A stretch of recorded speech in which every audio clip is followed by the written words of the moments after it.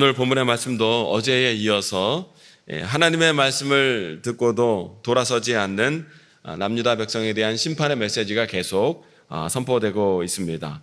오늘 본문은 특별히 이제 심판이 곧 임박해 있음을 말씀해 주고 있지요.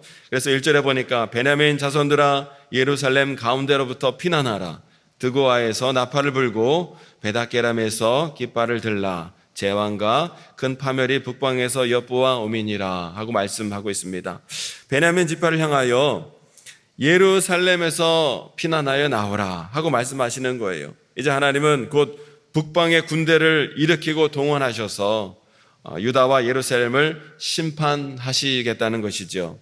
여러분, 베냐민 지파는 북이스라엘과 남유다가 갈라질 때에 남유다 측에 남은 유일한 지파였지요. 이 베냐민 지파가 거주했던 위치는 남유다의 가장 위쪽입니다. 그러니까 북이스라엘과 남유다의 경계의 가장 북쪽에 접경지대에 거주했던 것이죠. 그렇기 때문에 북방에서 군대가 몰려온다면 이 베냐민 지파가 가장 먼저 침략을 당하게 되었습니다. 그래서 베냐민 지파에게 먼저 도망쳐 나오라, 피난하여 나오라 하고 말씀하고 있습니다. 북방에서 오는 이 군대에 의한 심판은 하나님이 내리신 심판이지요. 2절에 보니까 아름답고 우아한 시온의 딸을 내가 멸절하리니 하고 말씀하십니다. 하나님은 이스라엘 백성들을 백성 삼아주시고 자녀 삼아주시고요, 아름답고 우아한 백성이 되게 해주셨습니다. 그런데 하나님께서 이들을 아름답고 우아한 하나님 백성 되게 해주셨음에도 불구하고 이들이 어느덧 영적으로 교만해서 하나님의 이 은혜와 사랑은 다 잊어버린 채 음행을 일삼는 백성이 되어버렸다는 거예요. 하나님 주신 축복을 저주로 바꾸어 버린 것이지요. 때문에 하나님의 이 준엄한 심판이 결국 그들에게 이르게 되었습니다. 그래서 하나님께서 북방의 군대를 불러오셨습니다. 3절 말씀 읽어보실까요? 3절 시작. 목자들이 그 양떼를 몰고 와서 주위에 자기 장막을 치고 각기 그 처소에서 먹이리로다. 아멘. 여러분, 지금 이 3절 말씀은요, 목자가 양떼를 끌고 와서 푸른 초장에서 꼴을 먹이는 그런 목가적인 분위기를 묘사한 말씀이 아니지요. 여기에 나오는 목자는 북방 나라들의 왕을 가리켜요. 이 북방 나라의 왕이 자기 군대들을 총동원하여 이끌고 와서 남유다를 이제 공격하고 침략하게 되리라는 것을 예언하고 있는 말씀입니다. 이렇게 남유다와 예루살렘을 공격해오는 북방 군대들의 이 침략 공격 의지가 얼마나 강한지, 가득한지 4절로 5절의 말씀을 보면 이들은 낮에도 공격하고 늦은 밤에도 계속 침략을 하리라는 것입니다. 여러분, 고대 사회에서는 밤에는 전쟁을 잘 하지 않았다고 합니다. 그런데 지금 북방 군대들을 보면 늦은 밤이 되었어도 계속 공격하고 침략하겠다는 거예요. 예루살렘을 공격하겠다는 거예요.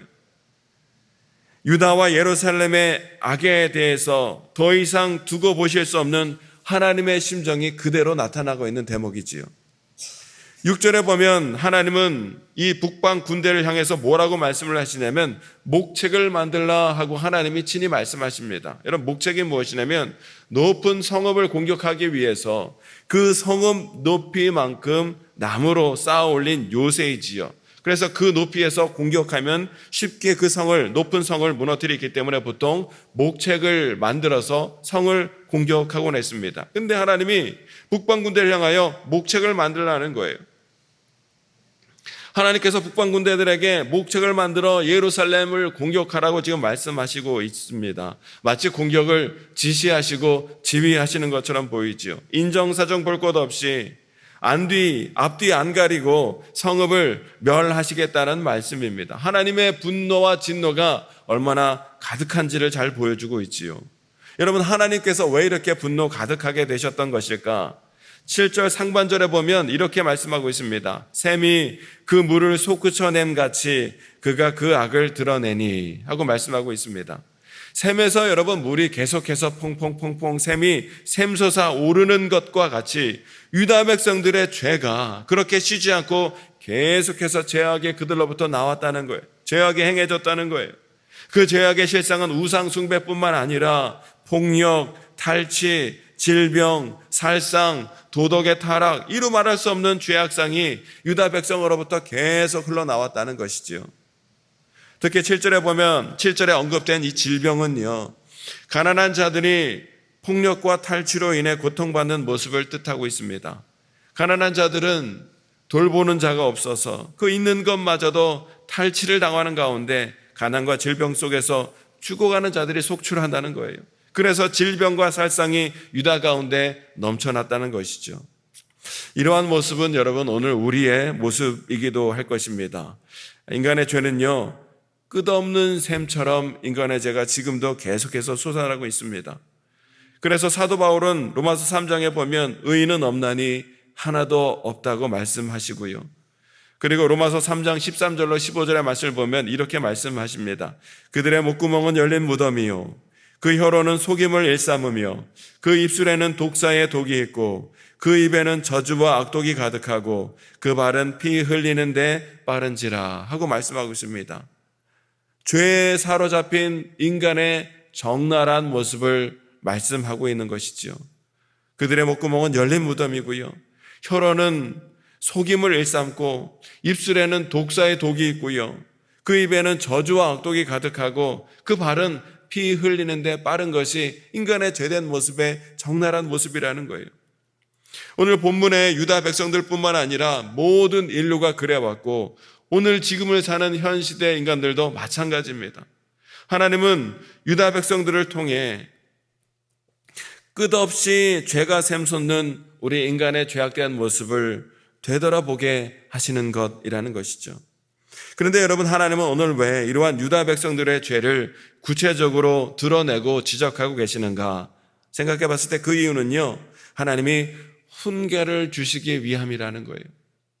8절의 말씀을 한번 읽어보실까요? 8절 시작. 예루살렘아 너는 훈계를 받으라. 그리하지 아니하면 내 마음이 너를 싫어하고 너를 황폐하게 하여 주민이 없는 땅으로 만들리라. 아멘. 예루살렘아 너는 무엇을 받으라고요?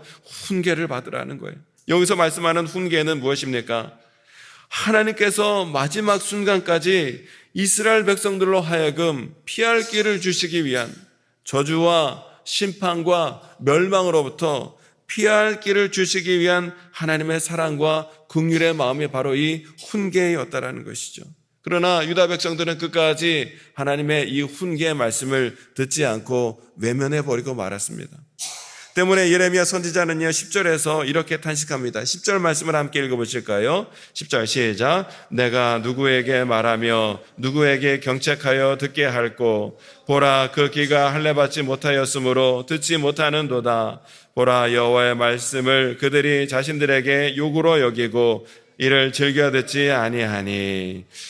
여러분, 이것을 세번역은 이렇게 번역을 하고 세번역 성경은 이렇게 번역합니다. 20절 말씀을 이렇게 번역하고 있는데, 제가 말하고 경고한들 누가 제 말을 듣겠습니까? 그들은 귀가 막혀 주님의 말씀을 들을 수 없습니다. 주님께서 하신 말씀을 전하면 그들은 저를 비웃기만 합니다. 말씀 듣기를 좋아하지 않습니다. 하고 좀 더 쉽게 우리에게 풀어서 말씀해 주고 있습니다. 예레미야 선지자는 지금 하나님을 향하여 탄식하고 있는 거예요. 9절에 보면 하나님이 적의 군대가 이스라엘을 샅샅이 뒤져서 포로로 잡아갈 것을 말씀해 주셨는데, 그러니 어서 예레미야로 하여금 하나님이 뭐라고 말씀하시냐면 구할 수 있는 사람을 내가 구하라 하고 예레미야에게 말씀하신 거예요. 적들이 남은 자를 다 잡아가기 전에 포도 넝쿨을 들춰보듯 한 사람이라도 내가 남은 자를 구하라, 그렇게 예레미야에게 말씀하신 거예요. 이에 대해 예레미야가 10절에서 이렇게 말씀드리는 것이죠. 하나님, 제가 누구에게 말하면 누구에게 경책하여 듣게 할 수 있겠습니까? 아무도 자기 말을 듣지 아니하고 아무도 자기의 경책하는 하나님 메시지를 듣지 아니하고 있다라는 거예요. 지금 이스라엘 백성들은 하나님의 말씀을 듣지도 아니하고 선지자가 전하는 심판의 말씀도 외면한 채 하나님의 전하시는 이 훈계의 말씀, 하나님의 이 심판의 메시지를 전혀 듣지도 않고 전혀 반응하지도 않고 있다라는 것이죠. 그 이유가 무엇입니까? 그 이유가 이스라엘 백성들은요 지금 그 귀가 할례를 받지 못하기 때문이라는 거예요. 귀가 할례 받지 못했다는 얘기는 육체적인 귀가 먹어서 안 들린다는 것이 아니라 마음의 할례를 받지 못했음을 뜻하는 말씀이에요. 여러분, 할례란 무엇입니까? 할례란 내가 하나님의 백성입니다, 내가 언약의 백성입니다, 언약의 백성이 되었습니다를 뜻하는 의미로 몸에 하는 표시가 바로 할례였지요. 그러나 그들은 육체에 할례는 표시가 있었으나 정작 마음에는 할례를 받지 못했다는 거예요. 그래서 이방인들과 조금 더 다를 바가 없었다는 것이죠. 그래서 하나님의 말씀을 듣지도 아니하고 심지어 하나님의 말씀을 욕으로 여겼다는 거예요. 예레미야가 전하는 하나님의 말씀, 심판의 메시지를 완전히 욕으로 여기며 무시하고 듣지 않고 외면하고 있었다는 얘기입니다. 그래서 11절에 보니까 하나님의 분노가 이제 예레미야에게 가득하게 되었어요. 그래서 예레미야는 하나님의 마음으로 심판을 전합니다. 그들은 남녀노소 할 것 없이 다 사로잡혀 가게 되리라는 거예요. 그러면서 13절에서 15절 말씀 보면 심판의 이유를 한 번 더 말씀하고 있는데, 한마디로 온 백성이 다 죄와 탐욕에 사로잡혀 있기 때문에 그들은 심판을 받게 되리라 말씀하고 있습니다. 여러분, 이 말씀은 오늘 우리에게 지금 내가 내 자신이 마음의 할례를 받은 하나님의 백성으로 살아가고 있는가, 언약 백성으로 마음의 할례를 받고 언약 백성으로 살아가고 있는 것인가를 다시 한번 되돌아볼 것을 요청하고 있는 말씀인 거예요. 사도행전 7장 51절에 보면 스데반 집사가 유대인을 향하여 이렇게 말씀합니다. 목이 곧고 마음과 귀에 할례를 받지 못한 사람들아, 너희도 너희 조상과 같이 항상 성령을 거스르는도다 하고 말씀합니다. 여러분, 오늘도 우리가 마음의 할례를 받지 못하면 성령을 거스르는 자가 되리라는 거예요. 반대로 말하면 뭡니까? 성령의 임재하심으로 살아가는 것이 곧 마음의 할례를 받은 자의 모습이 되리라는 것입니다. 여러분, 우리 가운데 성령이 임하게 되면 어떤 일이 일어나는가? 두 가지가 있는데, 첫 번째는 내 자신의 죄를 깨닫게 되는 거예요. 성령이 우리 심령 가운데 임하시면 제일 먼저 내 가운데 얼마나 추악한 죄가 있는지를 깨닫게 되고요. 두 번째는 그러하기 때문에 더욱더 주님의 긍휼과 자비와 사랑과 은혜를 깨닫고 간구하게 된다는 것이에요. 그래서 예수 그리스도만이 나의 참된 구원자이심을 고백하게 되리라는 것이죠. 이게 바로 마음과 귀에 할례를 받은 자, 성령이 충만한 성도의 모습이라는 것입니다. 그런데 여러분, 성령이 임하지 않으니까 어떻게 돼요? 말씀이 안 들려요. 오히려 말씀을 듣고도 화를 내고 분노하게 된다는 것이에요. 여러분, 오늘날 세상 사람들을 향해 당신은 죄인입니다 라고 얘기를 하면 어떻습니까? 그들은요, 오늘 보면 10절 말씀처럼 이 진리의 말씀을 욕으로 들어요. 화를 냅니다. 분노를 합니다. 내가 왜 죄인이냐고. 나는 서산경찰서에 들어가 보지도 않은 자인데 왜 자꾸 나보고 죄인이라고 얘기하냐고 불편해하시는 분들이 있어요. 아무도 이 진리의 말씀을 좋아하는 사람이 없다라는 것이죠. 성령이 없으면 진리의 말씀을 외면하고 분노하게 되어 있다라는 거예요. 여러분, 어제 그제 목요일에 이 자리에서 성시와 운동본부, 새벽 예배 끝나고 6시 반부터 성시와 운동본부 초청 기도회가 있었는데, 그날 설교하시는 목사님이 설교 중에 당신은 죄인입니다, 당신은 예수 그리스도의 피, 예수님의 십자가 보혈에 필요한 죄인입니다 라는 것을 아주 오랫동안 계속해서 강하게 강조하시며 설교 말씀을 하셨어요. 근데 거기에 모인 회중 대다수가 누구시냐면 서산시의 목회자예요. 장로님들이에요.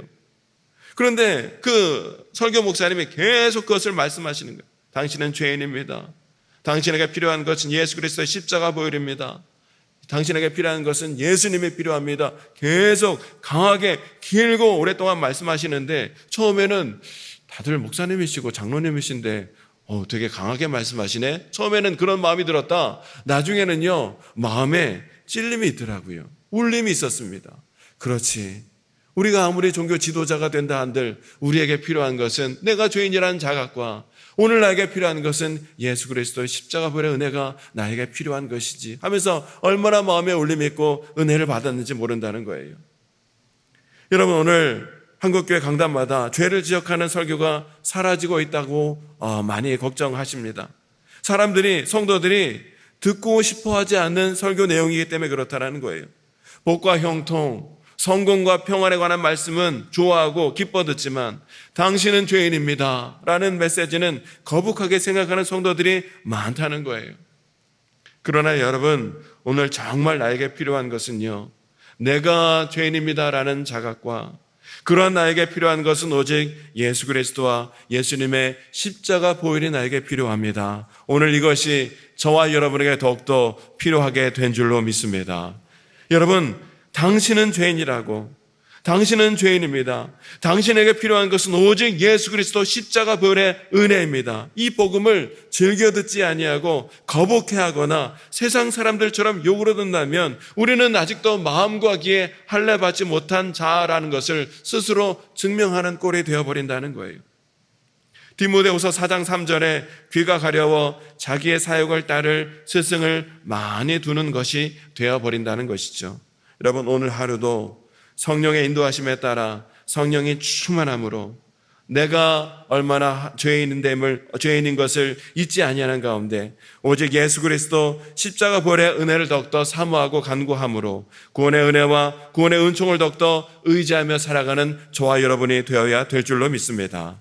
우리가 마음과 귀에 할례받지 못해서 주님이 우리에게 아무리 어떠한 말씀을 주신다 할지라도 사사로운 욕심에 따라 그 말씀을 듣기를 거북하고 그 말씀을 외면하는 자가 아니라 오직 참 진리와 생명 되신 예수 그리스도의 십자가 복음을 기쁘게 듣고 순종함으로 말미암아 하나님 앞에 영광 돌리며 구원받은 성도의 기쁨을 누리며 감사와 찬양으로 살아가는 저와 여러분 성도가 될 수 있게 되시기를 다시 한번 주님의 이름으로 축원합니다. 이 시간 함께 기도하기를 원합니다. 주님, 말할 수 없는 죄인이고 영원한 심판과 저주를 피할 길이 없는 끔찍하고 불쌍한 인생으로 살아왔으나 나를 위해 십자가에서 흘려주신 예수님의 십자가 보혈의 은혜로 말미암아 구원받은 주님의 자녀로 하나님의 거룩한 백성으로 사회를 세워주시니 감사를 드립니다. 날마다 구원받은 하나님의 백성임을 깨달아 알게 해주시고 나를 위해 피 흘리신 예수 그리스도의 십자가 보혈의 은혜를 하나님 우리가 기억하게 해주시고 우리에게 성령의 은혜 받는 게 얼마나 귀한 것인가를 깨닫는 가운데